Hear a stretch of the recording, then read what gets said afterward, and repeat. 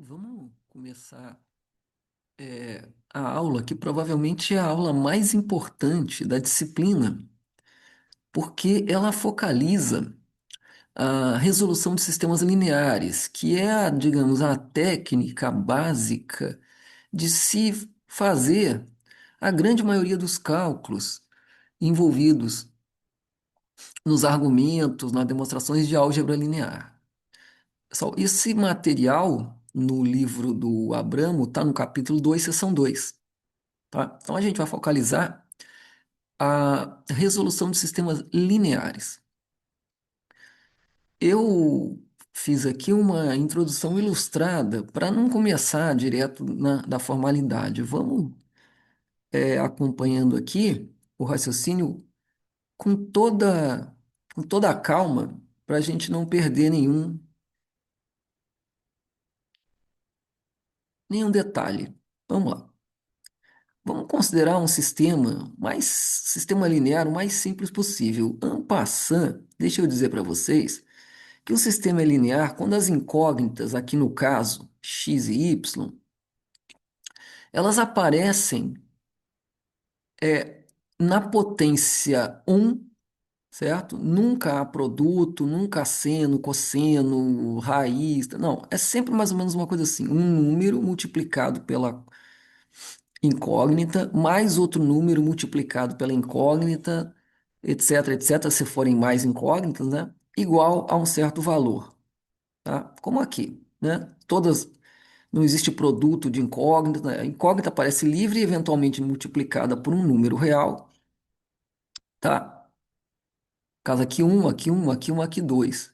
E se iguala a números constantes, tá? Então, sistema linear. A gente vai entender por que que isso se chama linear. Esse aí é um caso simplesinho, sistema com duas equações e duas incógnitas. Você pode ter sistemas de todo tipo, tá? Em geral, vão ser de m equações e n incógnitas, podendo ter mais incógnitas que equação, ou mais equações do que incógnitas, ou a mesma coisa, como no caso aqui, mas é bem geral, tá? No que na investigação que vem abaixo, a gente vai ver como resolver todos eles de maneira unificada. Bom, vamos lá. A primeira observação que eu quero que vocês vejam aqui, tá? É que cada equação do sistema linear vai possuir uma infinidade de soluções, tá? Repara, primeiro aqui, x mais 2y igual a 4. Pessoal, você pode ter a solução x igual a 4, y igual a zero. Você pode ter a solução x igual a zero, y igual a 2. Você pode ter a solução x igual a 2, y igual a 1, e assim por diante. Existe uma infinidade de soluções para a primeira equação. A mesma coisa para a segunda, tá? Existe uma infinidade de soluções para a segunda.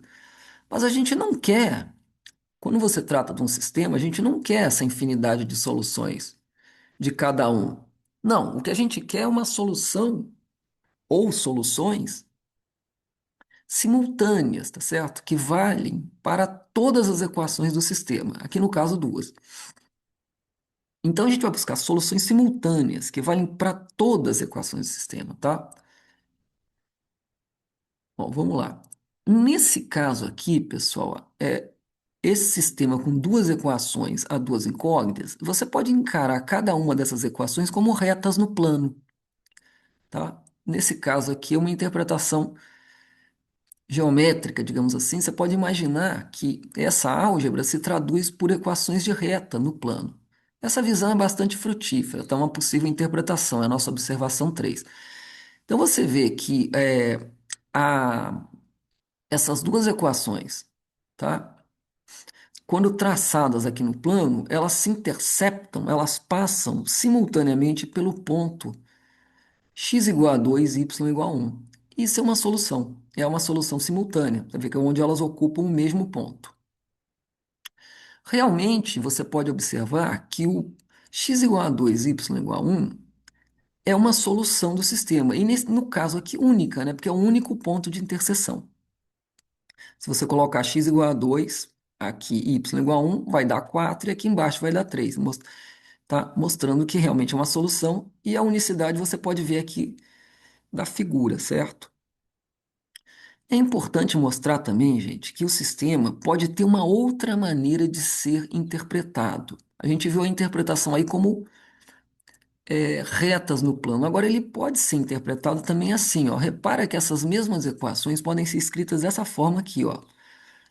Uma visão tipo combinação linear. Então, você vê que o próprio sistema ele pode ser entendido dessa maneira aqui, ó, como combinação linear do vetor 1, do vetor 2, resultando no vetor 4, 3. Então, nessa visão, digamos assim, a gente pode estar interpretando as soluções, as incógnitas, como os pesos da combinação linear, ou seja, quais são os valores que, multiplicados por aqueles vetores, vão formar um paralelogramo que resulta no vetor 4, 3. Como está aqui nessa figura, pessoal. Então, repara, ó, o vetor 1, que aqui vai estar representado, vou ampliar aqui bastante para ficar mais fácil da gente observar essa. Vamos olhar aqui. Vejamos. O vetor 1 está desenhado aqui em essa cor aí, é lilás, sei lá, né? E o vetor 2, está listado aqui em azul, né? A gente sabe que a solução é duas vezes o lilás e uma vez o azul. Isso, pessoal, vai resultar nessa, tá vendo? Nessa regra do paralelogramo aqui, tá? Duas vezes o 1 mais uma vez o 2, 1. Quando você faz o paralelogramo, vai dar exatamente o vetor 4, 3, ó, que ele está em 4, tá mal desenhado, tá, pessoal? Com boa vontade aí. 4, 3, certo? Então, isso é uma outra visão também muito importante, tá? Dos sistemas. Você vê que eles têm existe uma dualidade, né, na interpretação. Tá? Essa dualidade vai ser muito interessante quando a gente não tiver como representar essas equações, né, num espaço que a gente possa visualizar. Como é o caso do R2 e do R3. Você pode ter sistemas, né, com equações, tá? Com várias equações e várias incógnitas. Não vai ter como representar, porque são espaços que o nosso cérebro, digamos, não focaliza, não realiza na nossa mente. Mas, em termos de combinação linear, a coisa continua válida, certo? E aí são chaves para a gente entender a generalização, tá? Então é importante focalizar bem aí essas duas, essas duas visões, tá? Essas duas visões que você pode estar tirando no sistema. Vamos voltar aqui para a panorâmica. Vamos então ver agora, pessoal, a observação 5, tá? Bom, a observação 5 é muito interessante também, né? O sistema era esse aqui, né? X mais 2y igual a 4, x mais y igual a 3, né? Agora, a ordem com que as equações aparecem, né? A primeira equação é x mais 2y igual a 4 e a segunda equação é x mais y igual a 3. A ordem não afeta a solução, né? A solução é o ponto simultâneo, né? Então, você pode trocar de posição, que o sistema é o mesmo, tá? Trocar as equações de posição, de ordem na sequência é imaterial. Não muda absolutamente nada a solução, tá?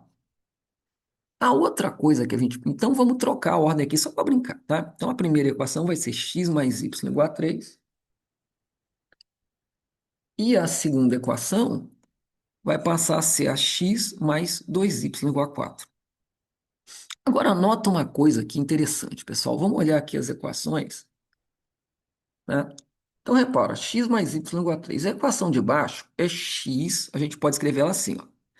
X mais y igual a 3 mais 1, certo? Maravilha. Então, repara uma coisa interessante. A, a mensagem que a algébrica da primeira equação, ou seja, que a quantidade de x mais a quantidade de y é igual a 3, ela aparece novamente na segunda equação, certo? Olha aqui, x mais y igual a 3, né? E a outra mais y mais 1, né? Então, a mensagem aqui, tá?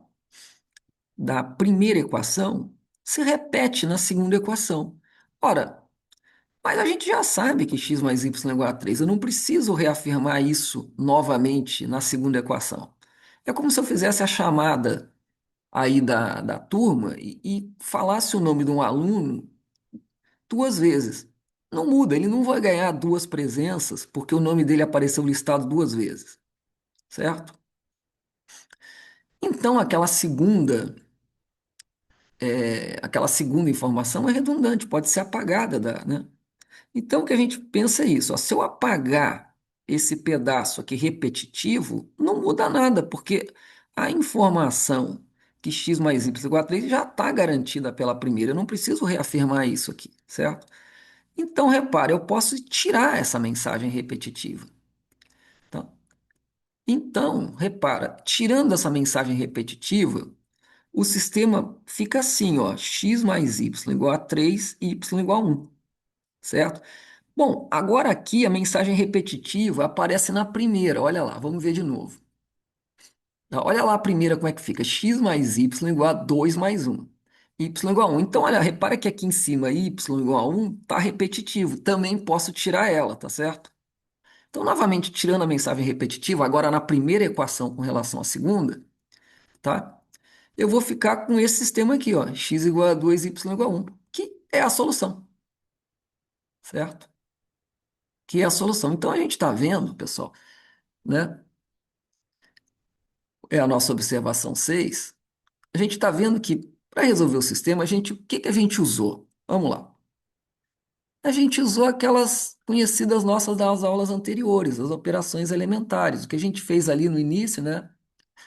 Talvez até de forma desnecessária, trocamos a primeira com a segunda, depois fizemos L2 vai em L2 menos L1, depois fizemos L1 vai em L1 menos L2. Ou seja, operações elementares, tá? A gente fez troca de linhas e aquela lá. Substituiu uma linha por ela menos um múltiplo de uma outra. Bom, né, no caso aí, que a gente colocou como exemplo, não foi necessário, né, mas a gente também poderia ter usado aquela segunda, né, que é multiplicar uma linha por um número diferente de zero. Também podemos ter feito. Não foi necessário, mas se tivesse sido feito, chegaria também a resposta sem problema, tá? Então, gente, isso tudo, né, visto no exemplo acima, permite vislumbrar um método, é um método de Gauss chamado, para resolver sistemas lineares. A gente vai utilizar nada mais, nada menos, tá? A ideia como aparecia aqui, né? A gente pega um sistema, né? Como está aqui, ó. A gente pega um sistema, entre aspas, tá? Super entre aspas, difícil, tá? Olha ele aqui. E transformamos num sistema fácil. Bom, esse aqui é tão fácil que já é a própria solução, tá? Às vezes não vai ser tão perfeito assim, mas já vai ser um sistema bem mais fácil de resolver. Então, o método de Gauss, pessoal, é esse. Nada mais, né? Engraçado, né, que o pessoal fala, os matemáticos dizem uma coisa assim, que o Gauss, ele foi um matemático de uma profundidade, a quantidade de descobertas que ele fez é uma coisa impressionante, os teoremas, né, parte de geometria diferencial, parte de álgebra, parte de análise, teoremas da pesada, e ele ficou mais conhecido com essa coisinha aí que ele não deve ter levado nem 5 minutos para descobrir. Mas é isso, vamos lá. Então, pessoal, vamos fazer agora a nossa observação 7 aqui, tá? Com relação aos sistemas. Vamos lá. Ó, repara que para esse caso aí de retas no plano, a gente tem três possibilidades, tá, gente? Olha só, a primeira, que foi o caso aí do exemplo acima, são as retas concorrentes, onde a gente só tem uma solução, tá? Porque é o único ponto onde elas se interceptam. Poderia ter acontecido também outro caso, quer ver? Que as duas retas fossem uma em cima da outra, e nesse caso, todos os pontos de contato seriam simultâneos, ou seja, ela teria uma infinidade de soluções. Poderia acontecer delas serem paralelas, tá certo? E nesse caso não haveria nenhuma solução, porque elas não passam por nenhum ponto simultâneo, tá? Isso nesse caso simples aí, tá, pessoal? A gente vai ver que esses três casos vão ser sempre, né? Sempre vão estar associados a sistemas lineares. Eles sempre vão cair numa dessas três possibilidades, ou uma, não interessa o tamanho deles, tá? Sempre eles vão cair numa dessas possibilidades, ou uma única solução, ou uma infinidade, ou nenhuma solução. tá? Isso é típico dos sistemas lineares. Então, por exemplo, não vai ter sistema linear, tipo assim, com somente duas soluções. Não tem. Se ele tem duas, é porque tem uma infinidade, tá? Ele pode ter uma única, tá? Ele pode não ter nenhuma solução. Ele pode ter uma infinidade, mas, tipo assim, só duas, só três, isso não vai acontecer, tá?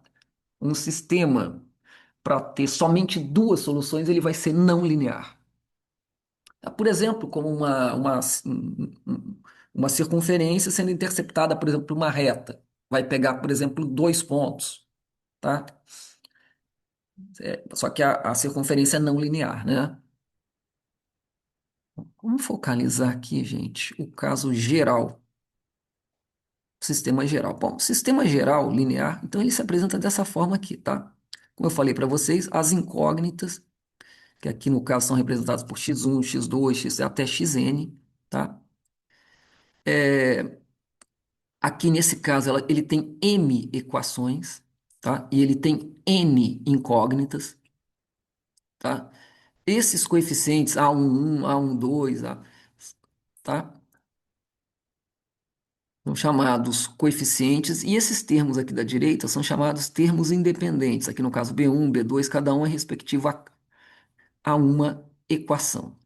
Bom, agora, pessoal, a gente vê, né, que, como a gente já sabia, isso aqui, um sistema linear, ele pode ser representado dessa forma aqui, né? Dessa forma algébrica. É uma matriz A multiplicado por uma matriz X, a matriz das incógnitas, a matriz A, a matriz dos coeficientes, né, esses A11, A12 e tal, e a matriz do termo independente, que é uma X e B são matrizes coluna, tá, pessoal? Vamos colocar aqui direitinho, ó. Então, a matriz dos coeficientes é simplesmente pegar os coeficientes ali, como eles aparecem, né? Ok? É uma matriz M por N.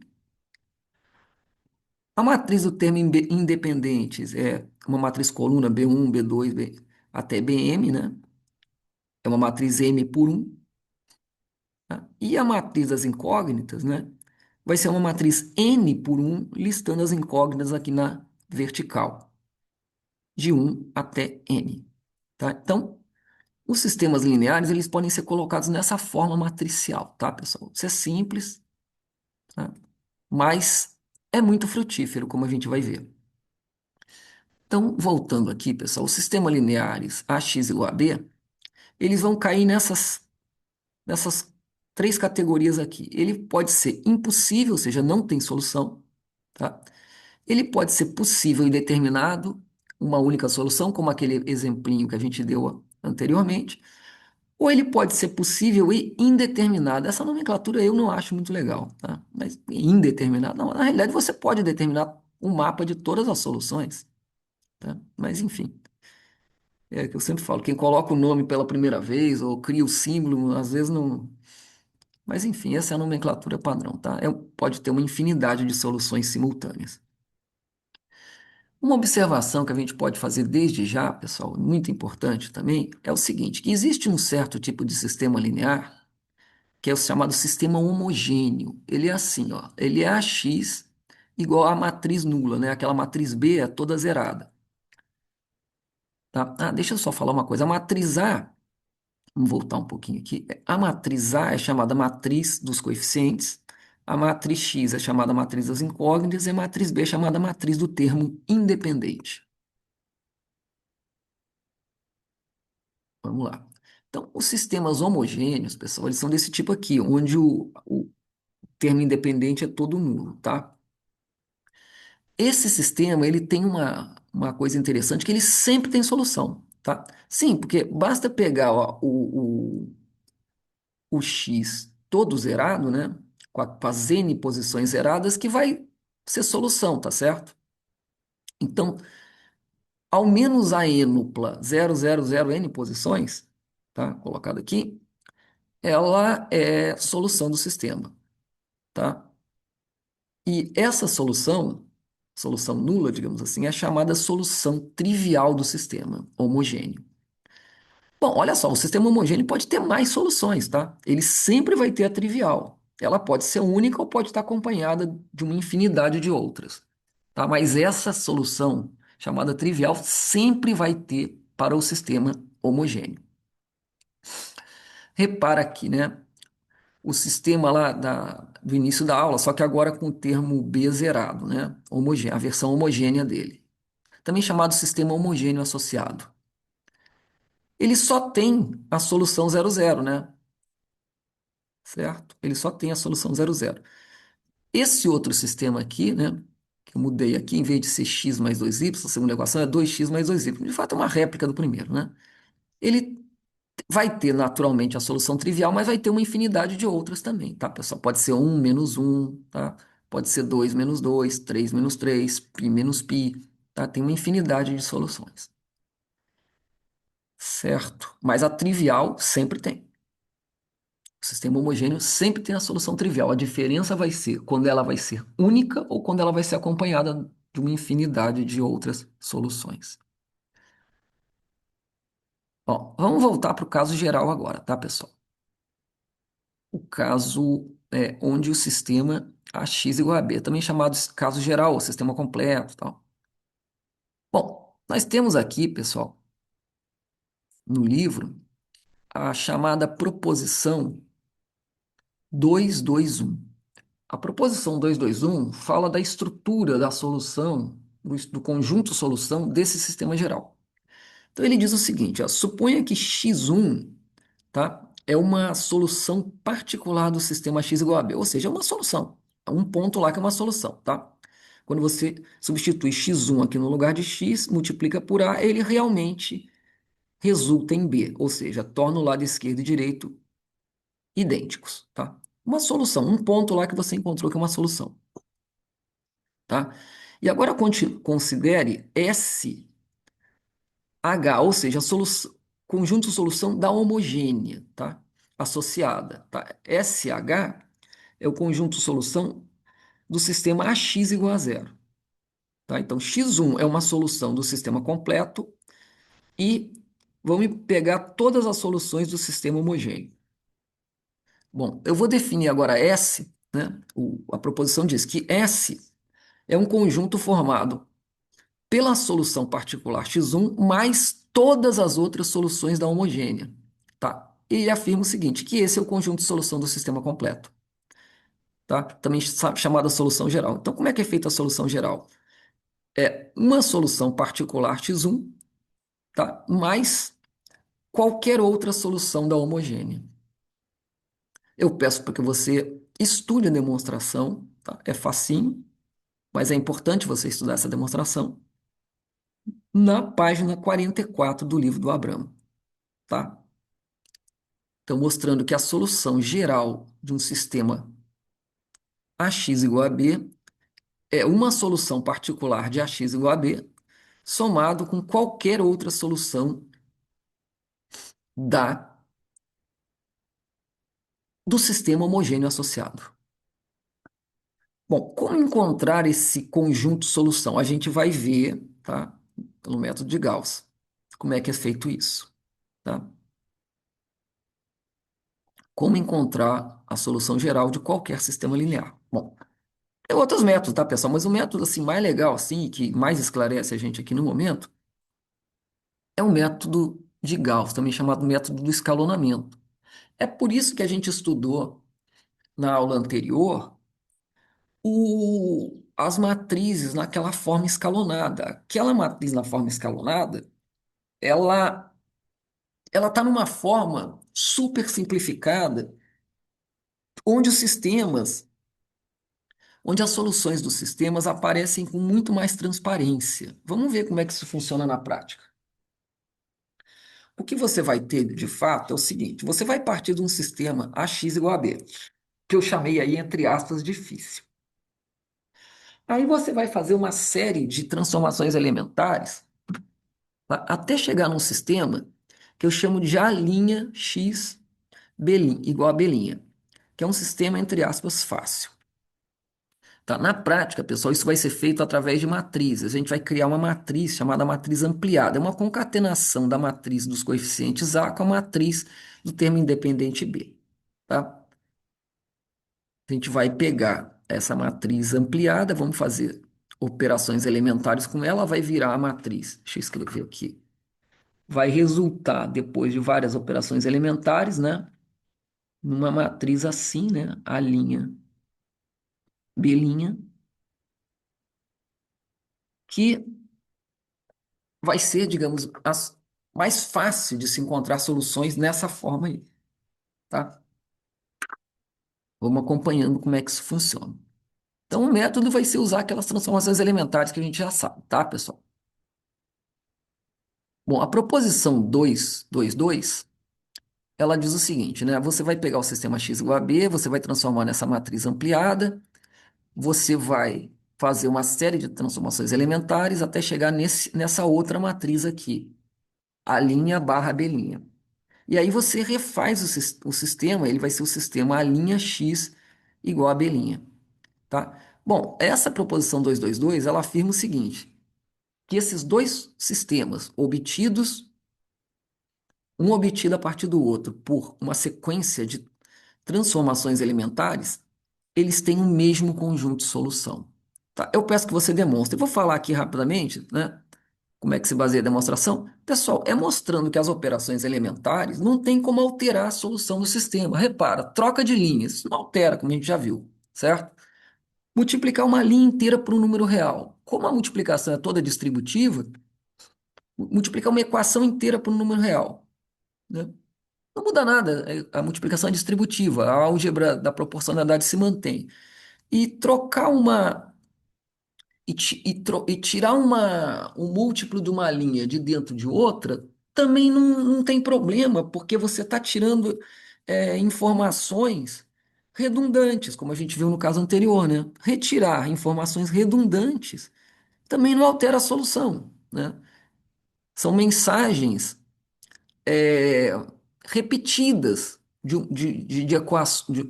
das equações acima nas equações que estão abaixo. Então você pode ir retirando essas mensagens repetidas que a solução permanece a mesma, tá? Eu peço que você demonstre lá, ou então leia a demonstração lá do lema da proposição 2, 2, 2, tá? Mas é isso aí. Vamos focalizar aqui então o lema 2, 2, 3, pessoal. O lema 2, 2, 3 diz o seguinte: vamos supor que a gente tem um sistema, tá, com m equações e n incógnitas, ax igual a b, e que a gente vai fazer, né? Vamos criar a matriz ampliada, a barra B, ela vai ser uma matriz M por N mais um, né? Porque N linhas da A mais uma linha da B. E a gente vai obter uma nova matriz, né? Que está na forma escalonada, tá certo? Você sempre pode chegar, né? A gente viu aquele teorema na aula passada, né? Você sempre pode pegar uma matriz e escalonar ela. Então, esse sistema A', B', que sistema é esse? É um sistema que está na forma escalonada, é a forma mais simples, tá? De se obter soluções, tá? E a gente sabe pelo resultado anterior que eles têm o mesmo conjunto de solução. Vamos analisar agora, pessoal, como é que é esse sistema A' barra B' na forma escalonada. Pessoal, ele vai ter P linhas não nulas, tá certo? Bom, ou não, né? Mas supondo que tenha, né? Se ele não tem linha não nula, ele vai ser matriz zero, não interessa nada, né, pessoal? Mas vamos lá. Ele, em princípio, vai ter P linhas não nulas, tá? E vai ter, obviamente, né, P colunas, né, onde contém aqueles pivôs unitários, né? E a gente sabe que a K1 está à esquerda da K2, que está à esquerda da K3, aquela coisa lá, né? Elas estão nessa, onde contém os pivôs unitários, aquela forma de escadinha. Então, P é o número de linhas não nulas, é o número de pivôs também. Esse número é muito importante, o número de linhas não nulas, ou também chamado número de pivôs. Esse número é o que a gente chama de posto da matriz. Então, repara, ó, o posto de uma matriz, tá certo? É o número de pivôs da sua matriz escalonada, relacionada, tá? Então, quando eu pego uma matriz original, muitas vezes eu não consigo calcular o posto imediatamente, né?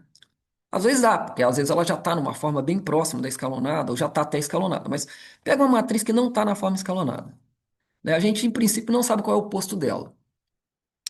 Você vai fazer o escalonamento até chegar na forma, né, final lá, na forma escalonada. E aí você vai contar quantas linhas não nulas ou quantos pivôs. Esse número é o posto de todas essas matrizes que estão relacionadas ali na equivalência, tá? É o posto de todas elas, tá? Todas as matrizes que resultarem naquela lá têm o mesmo posto, tá? Então, o posto é o número de linhas não nulas após o escalonamento, tá? Quando se chega na forma final.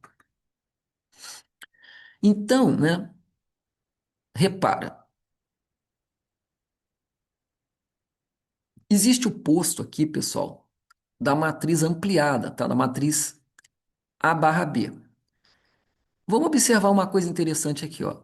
Se o posto for n mais um, tá? Então a gente vai ter pelo menos uma equação desse tipo aqui, ó. 0,00001, tá certo? Então, se o posto for n mais um, n é o número de colunas da A, tá certo? Se o posto for n mais um, o sistema não tem solução, ele é incompatível. Repara, porque zero não pode ser igual a um de jeito nenhum. Tá? Sistema incompatível nesse caso. Toda vez que o posto for o número de colunas da A mais um, não há solução. Tá? Então, essa é a primeira observação que a gente faz. Segundo, tá? Se o posto for menor do que n mais um, tá? Nesse caso, pessoal, vamos reparar aqui, ó. Nesse caso, a, a última coluna lá da matriz, tá? Ela vai ter os últimos m menos p, aqui nesse exemplinho, né? Nulos, tá certo? Claro, porque se tivesse um 1 aqui, por aqui, né, ela teria outro, né, outro posto, né? Posto aqui, se tiver posto aqui nessa coluna da direita, ela seria aquele caso n mais um, não teria solução, né? Então, quando ela tem posto menor do que n mais um, ela tem mais ou menos essa aparência que está aqui no desenho, tá? Esse caso aqui teria posto 3, né? Mas é fácil generalizar para n.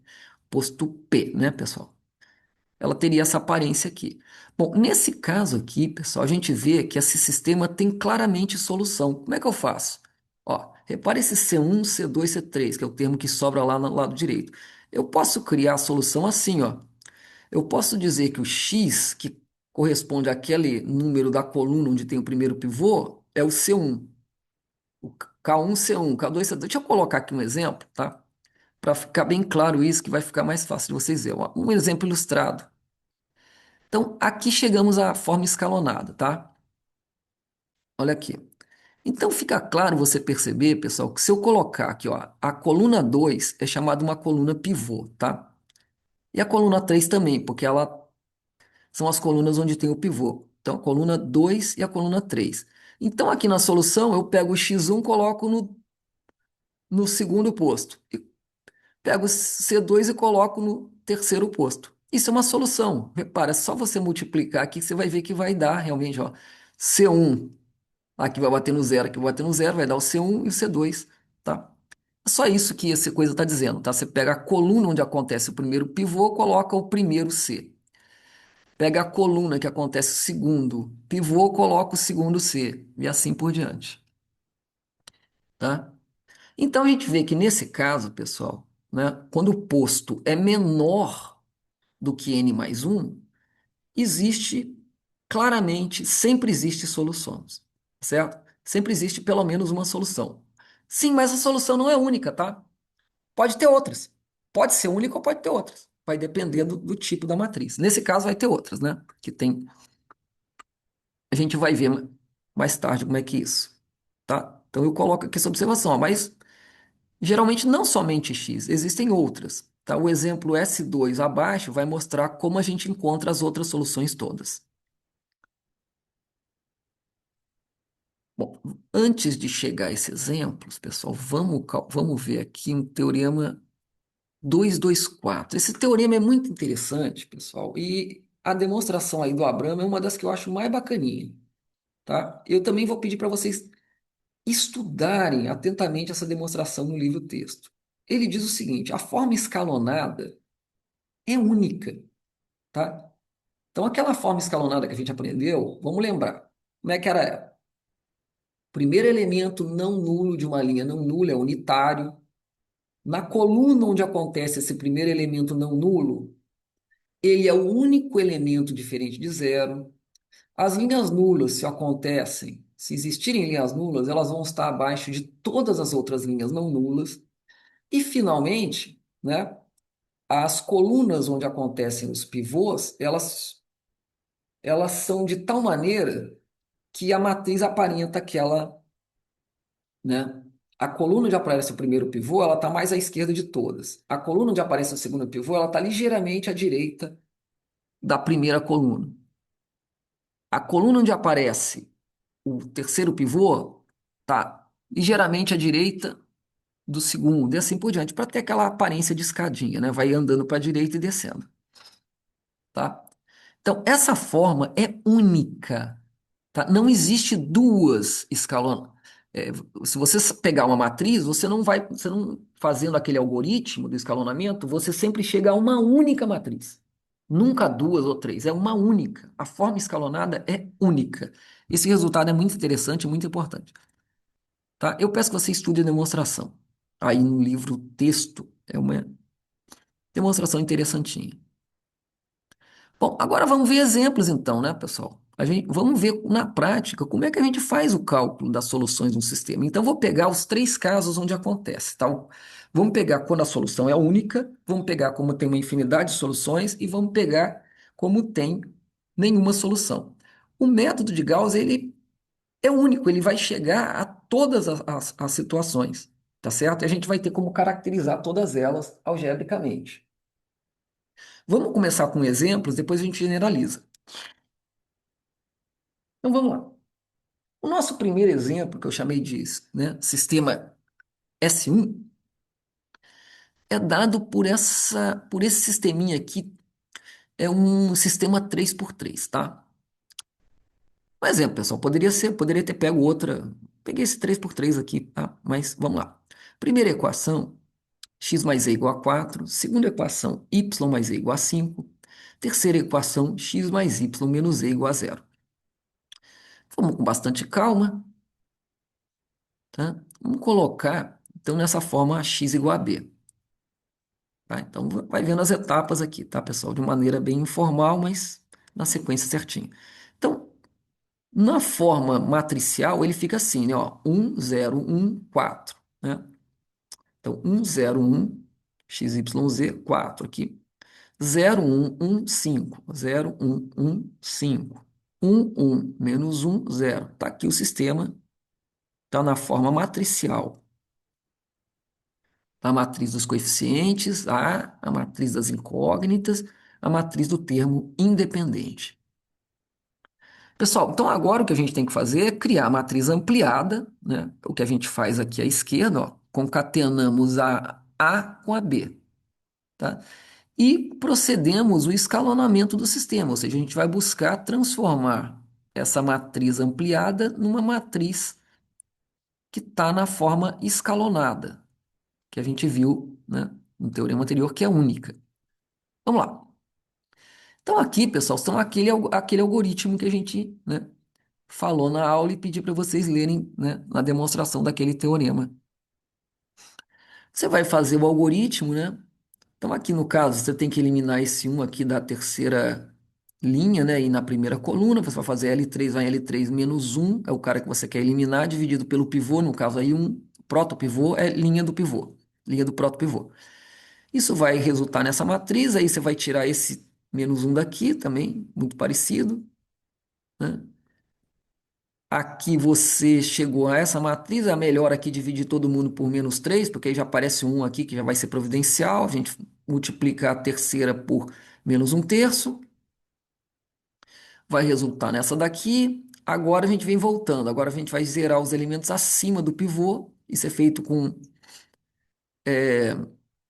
L2 vai em L2 menos L3, depois L1 vai em L1 menos L3, tá? Isso resulta nessa matriz. Aqui do lado esquerdo ficou a identidade, né? E aqui 1, 2, 3. Então, morreu, né? A solução é x igual a 1, porque o sistema aqui é como se fosse x mais 0y mais 0z. X mais 0y mais 0z igual a 1, ou seja, x igual a 1.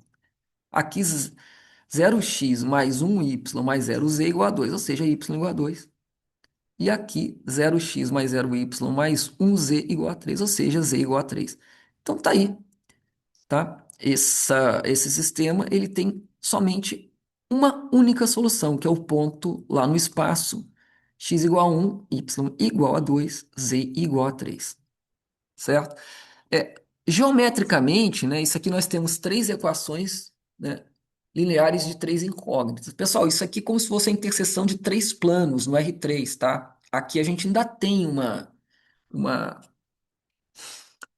uma visão assim geométrica, uma imagem geométrica, né? A visão geométrica sempre tem em qualquer dimensão, mas é o nosso cérebro que não consegue processar, né? Claro. Aqui a gente ainda consegue processar um pouco. Você pode imaginar três planos se interceptando, né, no R3 de tal maneira que somente um único ponto seja simultâneo aos três planos. Tá? Então tá aí, você vê que o método de Gauss, ele aqui deu a solução certinha, tá certo? Ó, ok? E no caso aí, única, tá? Ué, vamos prosseguir aqui então, dando umas pitadas aqui também de, né? Bom, aquela coisa que eu até já falei lá atrás, a definição formal de posto de A, né? O que que é o posto de A? Se A til for a forma escalonada de A, né? O posto de A, P, é o número de linhas não nulas da escalonada. Como a gente já tinha visto lá, né? Aqui é só a definição formal. Então, o posto de A é o número de pivôs da A tilde, ou seja, da sua forma escalonada. Então, nesse exemplo S1 acima, o posto é 3, né, pessoal? Aqui. Um, dois, três. Tem os três pivôs, três linhas não nulas, né? O posto aqui, no caso, é 3, tá? Bom, então olha só aqui, né?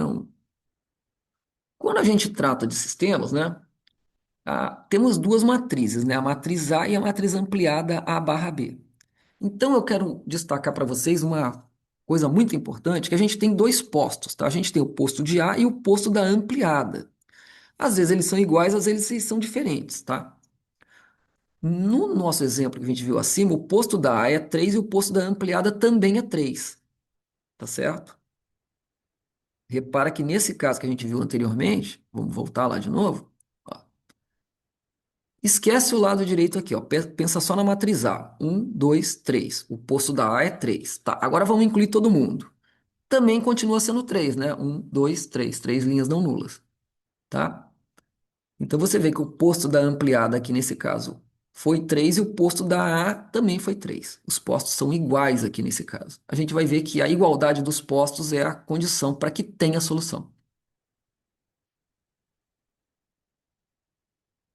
Vamos ver isso mais adiante. Vamos ver agora o nosso exemplo S2, tá, pessoal? No exemplo S1, a gente viu um caso onde havia somente uma solução para o sistema.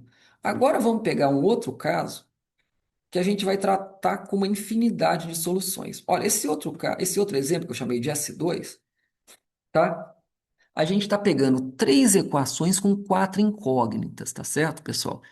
Bom, com quatro incógnitas, a nosso cérebro já não focaliza mais. Isso aqui seriam objetos que morariam lá no R4. O nosso cérebro já não focaliza mais, tá? É claro que isso não vai ser nenhum impedimento algébrico. A gente vai poder fazer a conta do mesmo jeito e interpretar até, digamos, estendendo a nossa noção geométrica, né? Que a nossa cabeça consegue visualizar. Mas, enfim, a álgebra está aí para isso, né? Para trabalhar com objetos que o nosso cérebro não é capaz de focalizar com, por exemplo, de maneira cognitiva, digamos assim, né? De maneira inteligível. Mas, naturalmente, pode ser racionalizado, né? E é. Bom, então vamos seguir aqui. Então, nesse exemplo 2 nós temos um sistema com três equações a quatro incógnitas. Então, olha lá, aqui a gente coloca já, antecipando aqui, né, a matriz dos coeficientes, né, ela é 1, 2, menos 2, 3, 2, 4, menos 3, 4, 5, 10, menos 8, 11. E concatenada já com o termo independente 2, 5, 12, tá? E aí, pessoal, sai fazendo aquelas contas, né? O pivô aqui, o protopivô é 1, a gente tem que zerar esse 2 e esse 5. Então, ó, L2 vai em L2 menos duas vezes L1. L3 vai em L3 menos 5 vezes L1. Fazendo essas operações, a gente termina nessa coisa aqui. Aí temos que eliminar agora esse 2. Então, L3 é L3 menos duas vezes L2. Maravilha. Isso resulta nesse caso aqui. Então, reparamos que tem dois pivôs, tá? Ó, na primeira coluna e na terceira coluna. São as chamadas colunas pivô. A primeira coluna e a terceira coluna são colunas pivôs. Então, agora temos que zerar o elemento acima do pivô, tá? Então, ela, L1 vai em L1 mais duas vezes, menos menos, né? Menos menos, mais duas vezes L2. Isso mata o pivô, mata o elemento acima do pivô na terceira coluna. Bom, e chegamos então, pessoal, aqui à forma escalonada, ó, tá perfeito, ó. Primeiro elemento não nulo de cada linha não nula é unitário. Naquela coluna ele é o único, diferente de zero, tá? A linha nula aparece lá embaixo e os pivôs eles aparecem nessa forma de escadinha aqui. Repara, pessoal, nesse caso, o posto da matriz A é 2, tá? Esquece esse. E o posto da AB também é 2. Como a gente viu, isso é um sinal de que o sistema tem solução, tá? Então, nesse caso, pessoal, uma maneira prática de se chegar a um mapa da solução geral é dividir as incógnitas, que eu chamei aqui com o nome de variável, tá? Não são incógnitas, né? Eu chamo aqui de variável, mas é. Bom, variável básica são as que correspondem, olha aqui, ó. A coluna um é a coluna do x, a coluna 2 é a coluna do y, a coluna 3 é a coluna do z, e a coluna 4 é a coluna da incógnita w, tá? Então, repara, é, onde tem pivô, as colunas que têm pivô, eu chamo aquelas incógnitas, né, aquelas variáveis de básicas, aqui no caso, então, x e y, tá? E as outras, as que correspondem a colunas que não temos pivôs, a gente vai chamar de variáveis livres. No caso aqui, a y e a w, tá certo? Pessoal, essa subdivisão não é obrigatória, tá? Isso aí é uma subdivisão muito usada em programação, tá? Eu poderia, de fato, o que é importante é que tem duas básicas e duas livres. Eu poderia colocar Y e W como básica? Poderia, tá? Não é o que os programadores fazem. Os programadores pegam as básicas correspondentes aos pivôs. Isso facilita na hora de fazer o algoritmo, tá? Mas não é fundamental. O que é fundamental é que tem duas básicas e a restante livre, porque nós temos dois pivôs. Então, essa escolha, na minha opinião, é uma escolha operativa, mas que é muito boa. Então, vamos lá. Olha aqui na primeira, olha como é que é então, ó. Como é que a gente faz? Vamos começar de baixo para cima, ó. W é livre, certo? W é livre. Então eu vou dizer que W é igual a beta, ela assume qualquer valor real, tá? Agora olha Z, olha para a segunda equação. A gente tem que Z é igual a 1 mais 2W. Tá? Só olhar para a segunda linha aqui. Z igual a 1, tá aqui do outro lado, passando para o outro lado, mais 2W. Então, Z igual a 1 mais 2, mas W é B, então colocando, é beta. Então, Z igual a 1 mais 2 beta, tá? Vamos lá, agora vamos passar para a variável Y, ó. Começa de baixo para cima, mas na sequência, W, Z, Y. Y é livre, tá? Não tem pivô. Então, vamos chamar ela de alfa. Ela é um número real alfa, pode adquirir qualquer valor real alfa. Agora, olha para a primeira equação. Está dizendo que x é igual a 4 menos 2y mais w. Então, no lugar de y, né, eu coloco alfa, então menos 2 alfa. E no lugar de w eu coloco beta, então mais beta.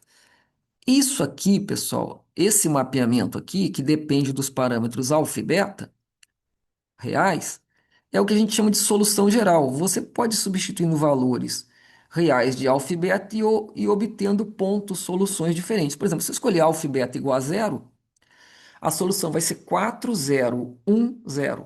É uma solução. 4010 é uma solução. Se eu escolher, sei lá, alfa igual a zero, beta igual a 1, alfa igual a zero, beta igual a 1, vamos ter a solução x igual a 5, né? Y igual a zero, z igual a 3, w igual a 1.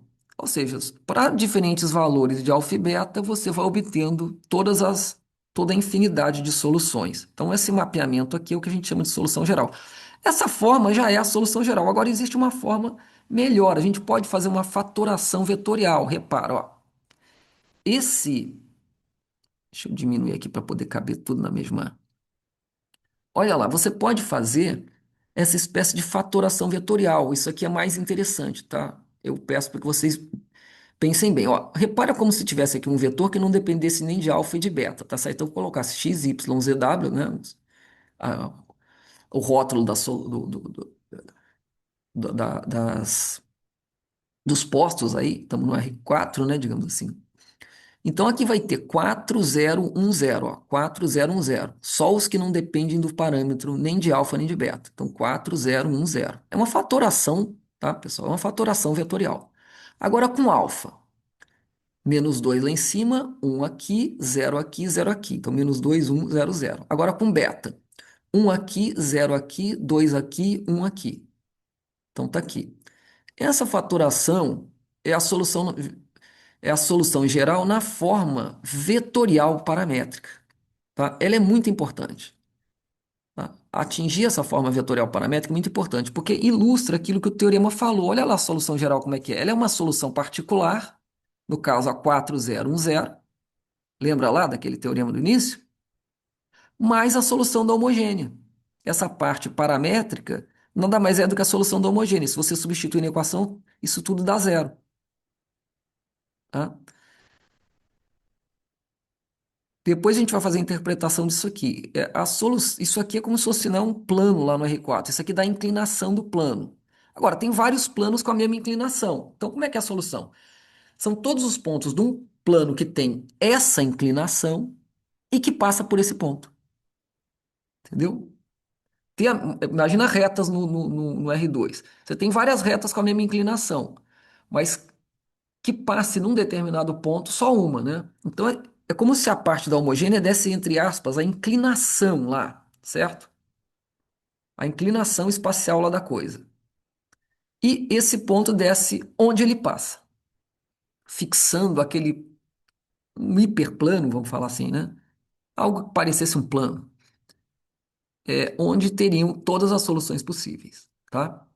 São caras que passam pela XP e que têm a inclinação, essa aqui. Se você substituir esses pontos aqui da homogênea na equação, eles não são soluções da equação total, mas são soluções da homogênea. Mas somados com esse é uma solução total, tá? É só verificar, tá, pessoal? A gente vai voltar a falar dessa interpretação geométrica aqui mais adiante, tá? Então você vê que apareceu direitinho aquela informação, uma solução particular mais uma solução da homogênea, que é essa parte paramétrica. Bom, vamos ao exemplo 3, pessoal, né? Aqui um outro sistema também com três equações, quatro incógnitas, né? Mas com, né?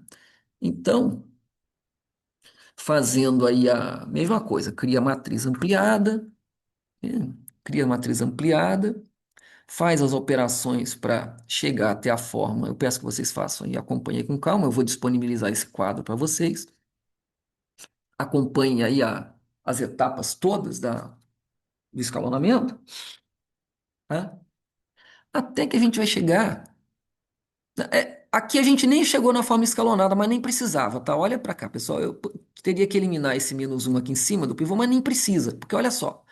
Repara, o posto da matriz A é 2. Da A, esquece a parte B. O posto da A é 2, tá? Olha o posto da ampliada. Um, 2, 3. Posso dividir esse menos 5 por menos 5, né? E vai ficar 0, 0, 0, 0, 1. Tá? Então repara que o posto da A é 2 e o posto da ampliada é 3. Não tem solução. Porque vai ter aquela última equação lá, ó, 0, 0, 0, 0 igual a menos 5. Não pode.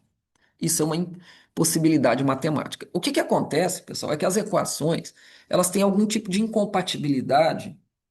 Quando o sistema não tem solução, significa que as equações têm uma certa incompatibilidade que elas nunca vão passar pelo mesmo ponto simultaneamente, tá? As três não passam pelos mesmos pontos simultâneos.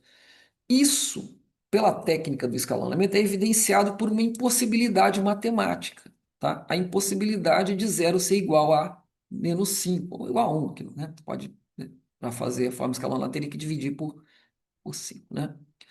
Então, pessoal, nesse caso, você já vê que nem precisa chegar até o final que o sistema não tem solução, teria uma equação incompatível, né?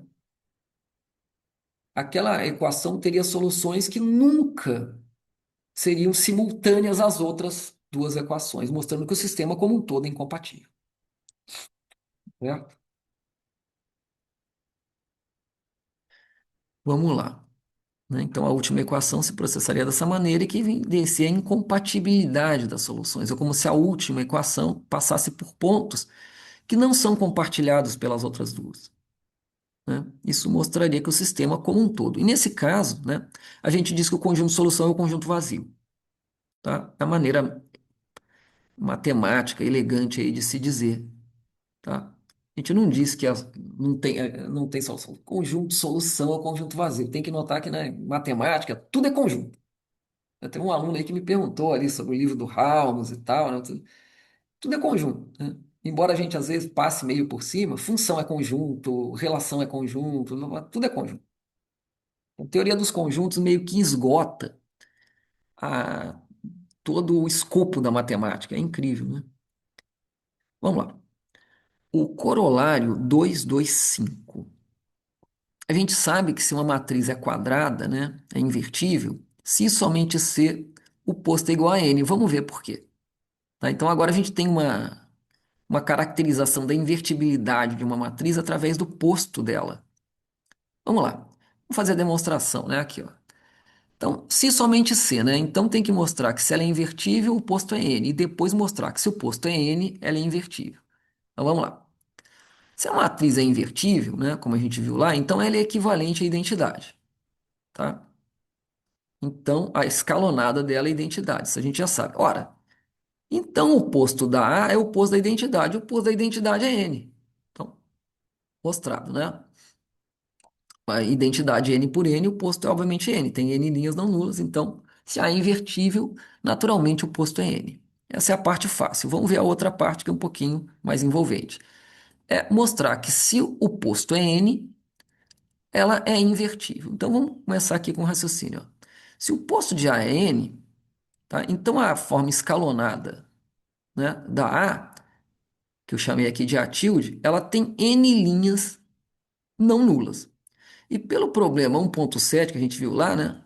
Se você tem uma forma escalonada com N linhas não nulas, né? Ela é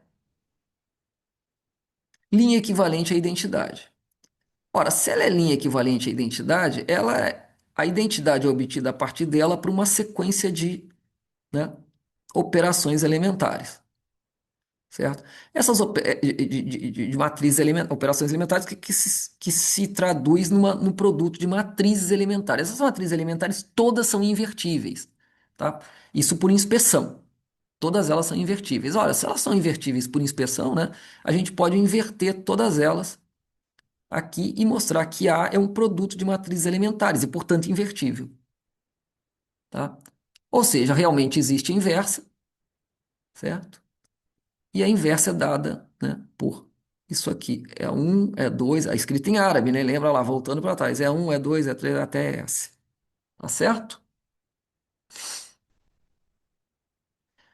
Então tá aí. Então, se você escalonar uma matriz e o n por n e o posto for n, ela é invertível. Se o posto for menor que n, não é, porque você viu que o teorema é C e somente C. Tá? Então, toda matriz que n por n com posto menor do que n não pode ser invertível, ela não tem inversa. Vamos prosseguir aqui, gente. Vamos ver agora a reinterpretação daquele teorema lá, né, que a gente viu, que eu vou chamar aqui do lema 223, tá? Que reinterpreta as soluções do sistema aí com relação ao posto. Então, olha só, uma maneira de dizer, ó, o sistema AX igual a B tem solução se somente C o posto da ampliada é igual ao posto da A, certo? E aí a gente pode vir aqui para o teorema do posto também, né? O teorema de Rocher-Capelli, também chamado, que é o teorema do posto, o teorema 226, tá? Ele vai dizer o seguinte: se você tem um sistema AX igual a B com A m por N, né? A gente tem essas possibilidades aqui. Se o posto da ampliada, que eu chamei assim AB, né, igual a posto da A, o sistema tem solução. Se o posto da ampliada igual ao da A é n, a solução é única. Se o posto da ampliada é igual o posto da A e é menor que n, tem uma infinidade de soluções, tá? Então, esses aqui são os casos onde tem solução. Se o posto da A for menor do que o posto da ampliada, é o caso sem solução, tá certo? Então, nesse caso, tem infinidade de soluções. Se o posto é P, natural, e você tem N incógnitas, né? Naturalmente vão ter N menos P variáveis livres. E o sistema vai ter uma infinidade de soluções, certo? Bom, vamos ver aqui mais um problema, né? Ah, isso aqui, pessoal, eu vou deixar. Eu vou fazer esses. Eu peço que vocês façam todos os exercícios do capítulo, tá? Exceto o 2.2, o 2.6 e o 2.9b. Esses eu ia fazer agora, mas eu vou fazer num complemento dessa aula, tá certo? Vamos esperar vocês terem dúvidas aí, estudarem um pouquinho para eu poder fazer esse 2.2, 2.6, 2.9b. E eu peço que você faça todos os outros restantes exercícios dessa sessão, tá bom? Então, numa aula aí de acréscimo que eu vou mandar em breve, eu vou fazer esses exercícios aqui. Eu quero que vocês dêem uma lidinha primeiro aí para gente fazer isso, tá bom? Então tá. Espero que tenham gostado da aula, tá? E a gente continua.